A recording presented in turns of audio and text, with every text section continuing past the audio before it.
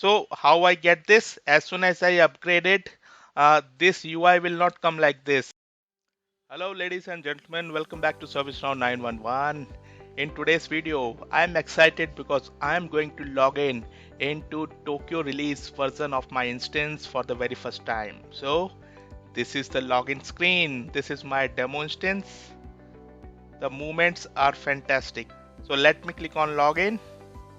So this is the basic interface. Let's click here. Let's see what will come. You see it is looking completely different. So this is the dashboard and n number of applications are available here in this dashboard. Very good.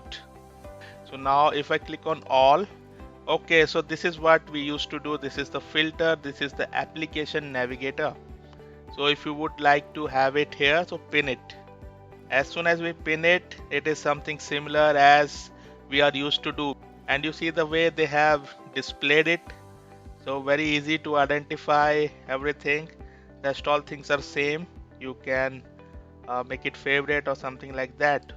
So how I get this? As soon as I upgrade it, this UI will not come like this because I am an existing user and I upgraded from San Diego to Tokyo.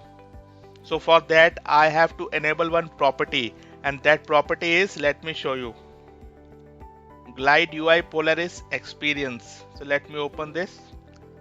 Because I have upgraded, it was false by default, but in order to see all this I have to make it true. Okay, if you want to go back to the previous UI, because there is no doubt this is looking good, but being a developer I want the same simple interface where I can navigate the things so easily, and I know all these things as well. So I need to make it false.